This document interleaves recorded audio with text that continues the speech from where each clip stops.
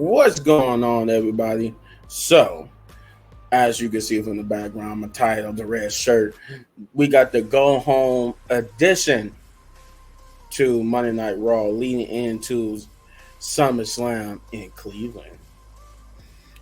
Uh, the show itself was an okay show, going for a go home show, which I guess, in the sense, that's bad because it was only okay. It wasn't good. It wasn't great. It was a man. It makes me super hyped for SummerSlam. It was okay, and for a go home show, especially going into SummerSlam, and you kind of want to end your go home shows with a bang. But let's get into it. So they showed some recaps of what happened or what happened on the previous Monday Night Raw with Liv Morgan and Dominic Mysterio, all that good jazz. And then they also showed the people arriving early in the arena. But we kicked off Monday Night Raw with probably, I would say the best promo-wise, the best promo of the night, which is the Seth Rollins special guest referee rule reading. I guess that's what they called it. Like him just giving them the rules of the match. He come out first, of course, and then I think CM Punk and Drew. CM Punk was after Seth and then Drew, and then basically, he was telling them one of the rules was that that he had to get out of the way before he get to the official referee rules was that Adam Pearce made sure to tell them that again, if they touch each other before SummerSlam, the match is off. If they touch Seth Rollins, the match is off. And then if Seth Rollins didn't want to be the referee of the match is off. So it's like they basically not only they can't piss Adam Pearce off, they can't piss Seth Rollins off either, or they both want to get the match. Just both meant like getting physical with him and everything. So CM Punk would get out the ring and be like, well, I'm going to remove myself from this equation because I'm not afraid about what you guys are going to do, what Seth might do or Drew McIntyre might do. I'm more afraid of what I'm going to do. But Seth Rollins stopped him and said, here you go again, making it all about yourself and that this is not about you. This is my ring and my rules. So if you want this match, you get in this ring. And he started taunting Seth Rollins. Was like, "Oh, must feel good that you got this level of control and you can boss me around and do what you're gonna do." He said, "Well, enjoy it while it lasts." So he gets in the ring and basically gives his rules, which is that as the special guest referee, he says he said something about YouTube. Says you two idiots scared off every other referee and they don't want nothing to do with you or the match itself. He said you obey my rules and there's only one rule, and that one rule is whatever I say, you have to obey. He said basically he gave some examples like if I feel like calling like if somebody tap out and I feel like calling the submission, I will. And if I don't feel like calling it, then I don't call it. He doesn't. So basically saying he doesn't care if you tap out.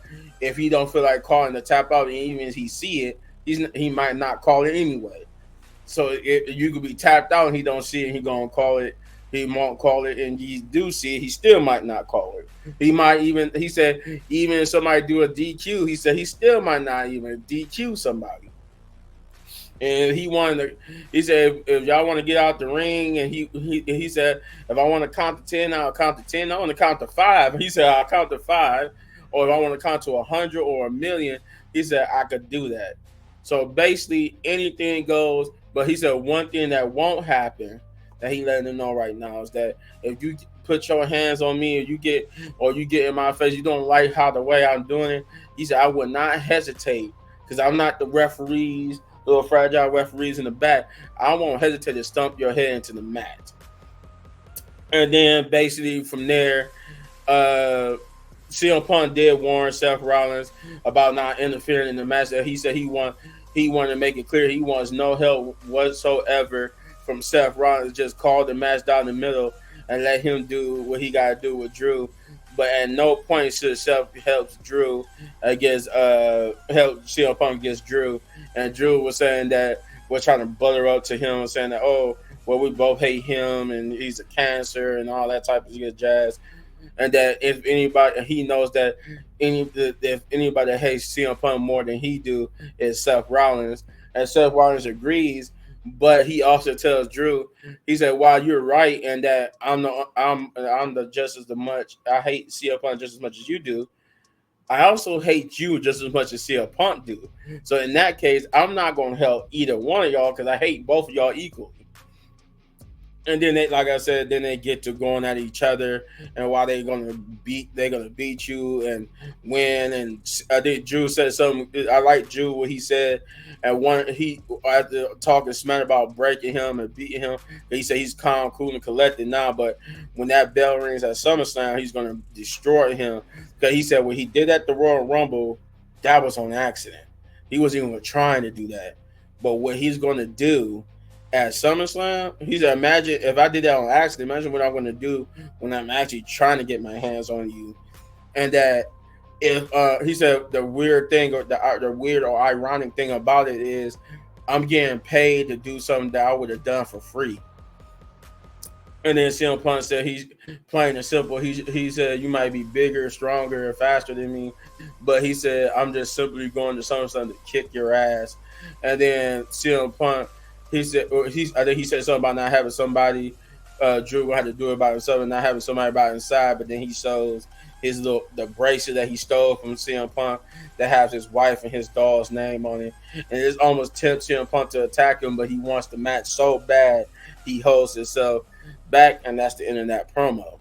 So because that took me 6 minutes, let's go through some of this stuff really quickly. I'm gonna try. I know I said that, then we end up in like a 20-some minute video. Judgment Day had a backstage promo where people had they found out that somebody destroyed the clubhouse, and that the clubhouse had like was like burnt up and had spray paint and words on it and stuff, and they kind of like figured out that it was Liv Morgan who was upset or whatnot, and that to keep everybody got to keep cool, and that they argue about like I think Carlito, he was upset about the PlayStation being broke, and he asked Rhea would they get a new PlayStation, and Rhea just looked at him like, "Are you serious?" And then Dominic like, "Man, not now, man." She's like, "Why is he still here?" And then she threatened to beat up JD McDonough. And then before we get to the first match, we got this next Judgment Day promo that happened right before the first match can start again.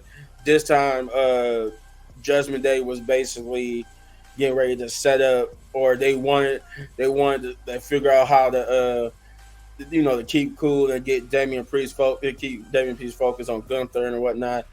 And they were talking about taking care of Jey Uso and Sami Zayn, but they both, Rhea and Damian Priest, agreed that they don't need to be dealing with Sami Zayn or Jey Uso like they going backwards. They need to focus. We all need to focus, forward and not dealing with them. They don't need to be dealing with them at all. But Finn Balor and them assisted that they do. So they made Carlito handle that. They get a match. They wanted him to handle Sami Zayn and get a match prepared. Thus, we get to the first match of the night finally, which is Otis and Akira Tozawa versus the Creed brothers.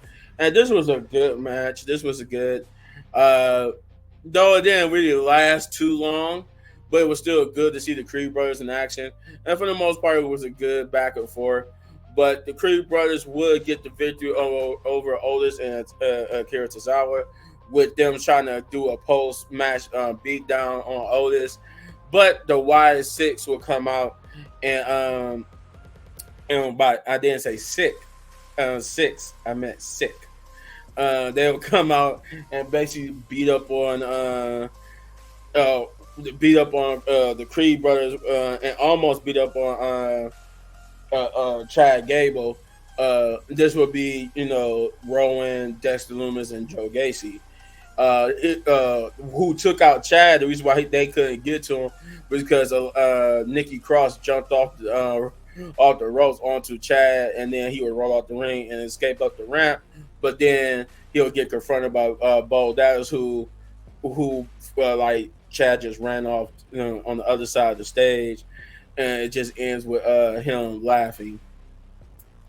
Um, then we get another Judgment Day promo where we find out that Carlito, instead of setting himself up against Sami Zayn, he set Dominic Mysterio up against Sami Zayn. So they in retrospect they made him go set himself up against Jey Uso. Um, then we get the second match of the night, which is Sheamus versus Bronson Reed.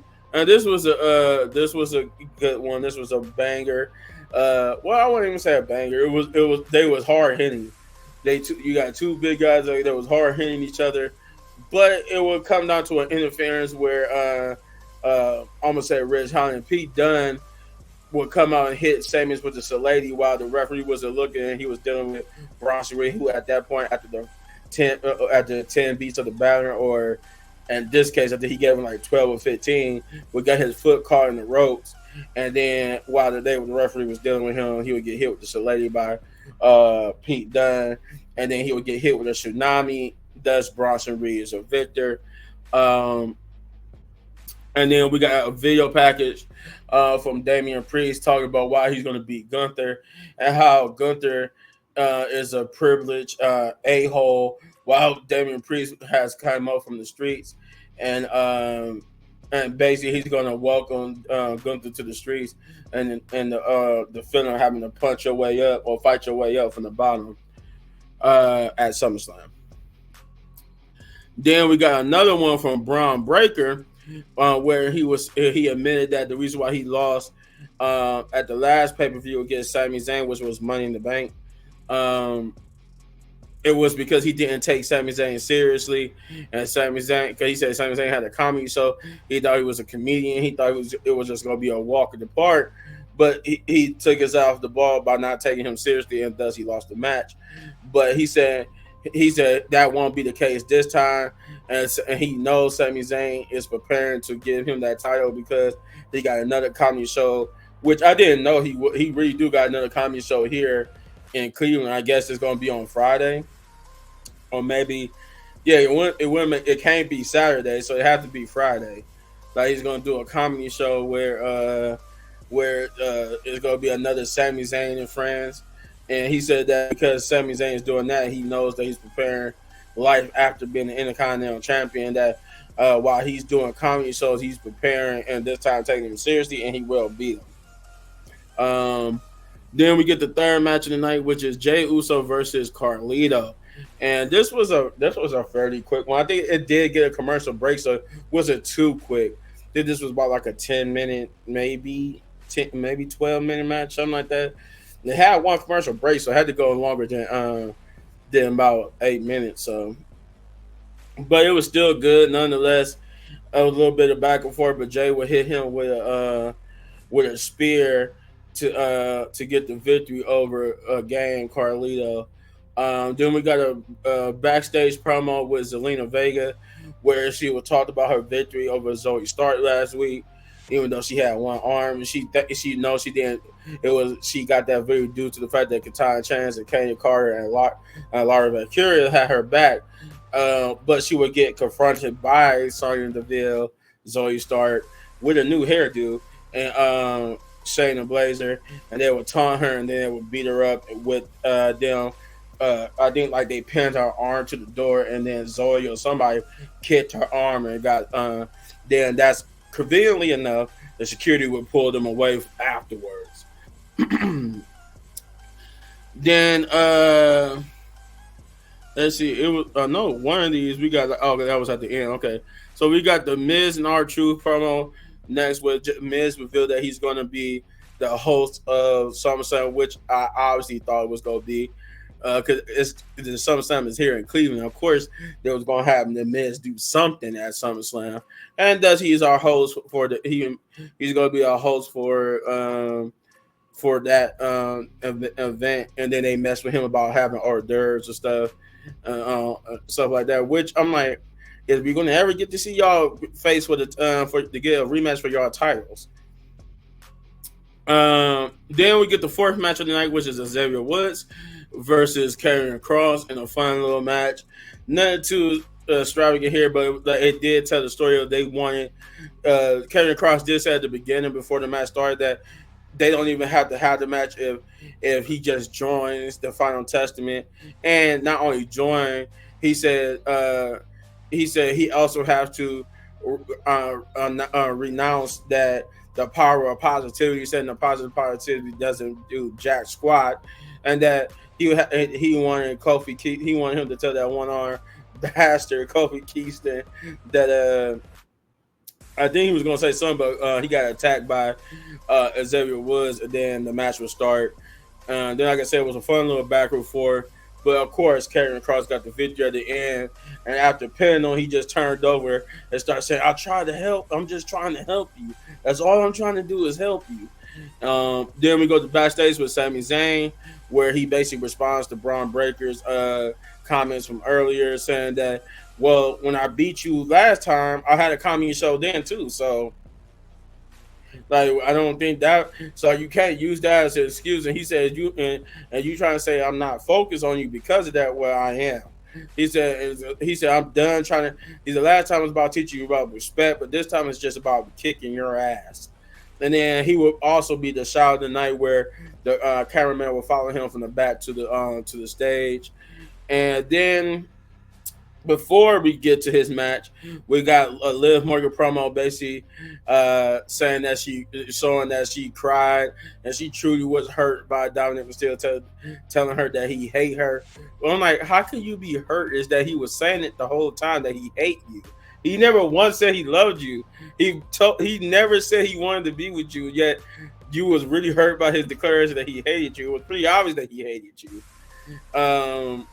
But she said she was in front of like a barrel burning stuff behind her with a production truck of Dominic Mysterio's face, and basically saying that she hates him and that she's going to continue her revenge tour, and that since she loved his mommy so much, he could have what's left of her after she beat her and still remain your women's world champion. I'm gonna get more into that in my prediction video. But that just say I think that should be how that match ends with Liv Morgan still being your women's world champion. Then we get to the fifth match of the night, which is Sami Zayn versus Dominic Mysterio, which was by all accounts not about a bad match. It was pretty good. A little bit of back and forth. I like that Dominic Mysterio seemed like a rejuvenated person. Maybe if you've seen the Monday Night Raw, or you seen the pictures of what Rio was wearing on Monday Night Raw, yeah, I could tell why you feeling rejuvenated. Man, Raw on Netflix is gonna be good. Yeah, so the match itself was pretty good. Though Sami Zayn is the better man in this, and he got the victory over Dominic Mysterio. But Carlito and JD McDonough did come out, try to do some distractions before the victory happened, but after the victory happened, they would beat down on him, and Jey Uso would help and come out and try to fight them off, and then or help fight them off, and then he would, but Braun Breaker would show up and try to beat up on Sami Zayn once again, but Sami Zayn would actually get the upper hand and fight him off to end that segment. Which makes me think the opposite momentum. I think Sammy's dropping the belt at SummerSlam. I will see. And then we get the Wire 6 promo where this time it's about Dexter Lumis. And I'm just like, whoo. It was a pretty standard where they were just asking Dexter Lumis questions about wandering in the ether and all that type of stuff. And he asked them, what should people do when they see the buzzards fly above head? And Dexter Lumis just said, run. I'm like, sorry, nigga. Anywho, where was I? I lost my train of thought now. Oh, yeah. So after the Wire 6 promo, then we get to the well, it was a lot. It was two promos that happened here. Chad Gable, once again, the master detective that he is, figured out who was the rest of the members of the YS6, which is he tells Alan Pierce, yeah, I know that the rest of the members is Dexter Loomis, Eric Rowan, and Joe Gacy. He was like, I know they're under contract, so I know who they are. He demands a match since they on the contract. He demands a match with the three of them against him, but and not at SummerSlam, which is a bummer, but for next Monday Night Raw, which Adam Pearce grants. And then we get a real promo talking basically responding to Liv Morgan and saying that she's going to destroy her at SummerSlam. Pretty much is the gist of that. Then we get to the sixth match of the night, which is the co-main event, which is Lara Valkyrie and Kaden Carter and Katana Chance versus Shayna Baszler, Zoe Stark, and Sonya Deville. This was a pretty good 6-woman tag. Not gonna lie, I was a little bit interested. It actually had me a little captivated here. And I'm glad like they're getting some push, so I guess that's a good thing too. They're getting a push. It was a good back and forth, good 6-woman tag, spots and whatnot. But in the end, Sonya, Shayna, and Zoe would come out with the victory. But the victory would be short-lived as they would get attacked by the returning Damage Control. And Damage Control would beat them up to stand tall. Then this is where we get like a mixture of like a whole bunch of promos, right? So real quick, we get a Damage Control promo basically warning them and challenge Sonya and Gain to a match next week, which did get made official. We got a Judgment Day promo where Finn Balor talking about he needs to step up and go handle things since everybody is having their fights alone. Like Rhea's fighting Liv alone, Damian Priest is fighting Gunther alone. So he said he needed to step up and fight Gunther alone himself. But there was a little dissension there as he thought they were trying to say he couldn't do it, and thought because they were saying so. It sounded like they were trying to say they might still need to come out and back him up. But he said, no, I need to step up unless you don't think I could do it. And they said, no, that's not it. And then Gunther will have a promo, which is an awesome promo, where he will talk about how he still thinks that Judgment Day is a complete street trash, but that he actually looked up to Finn Balor, and Finn Balor was one of the greatest. That Finn Balor should have way more accolades and accomplishments than he do, but since aligning himself with the rejects of the Judgment Day, he hasn't done anything. And that we'll see later on tonight, because this happened earlier in the day. There's still a little bit of the great Finn Balor that he looked up to left in him. And thus then we will get the main event, which is Gunther versus Finn Balor, which was like the best match on the night because they ripped back and forth. And Finn Balor did look like Finn Balor are old. He really did. But Gunther was also game. And Gunther was a little bit too much for Finn Balor. And here's why I laughed, because Gunther choked Finn Balor out and then won by submission and then choked him out again, only to get his butt whooped by Damian Priest, who will run out and have a brawl with Gunther. But Gunther got beat up throughout the most of the preview with Damian Priest standing tall, still beating him up as the show went on. It's amazing me think. It's not looking good for Damian Priest, my boy. With that being said, this was a okay Monday Night Raw. I can't give it a 7 out of 10 because that's saying a lot compared to what we got, which pretty much the best thing I was looking forward to was that Seth Rollins promo with Drew and CM Punk, and then the match with Gunther and them. So I'm gonna give it a 6 out of 10 big ups because it wasn't average. It was a little bit above average, so that's why I'm giving it a 6 out of 10. But you let me know in the comments down below what you thought, and if you enjoy my review of this, you hit this button right here for all of my daily review. And if you enjoy the video so much, you want to support the channel, all you gotta do is hit that like, subscribe, share, hit that notification button because I'm trying to get to 10,000 subscribers, and I need you guys' help to do so. Plus, if you enjoyed the video, hit one of these videos with more of my amazing content, but don't Remember, I will be at SummerSlam, and I will be on and off live streaming to show you guys the crowd, their atmosphere. So be on the lookout for that too. And hopefully, I know some YouTubers that are going to be there and get to meet and rub some elbows. Peace.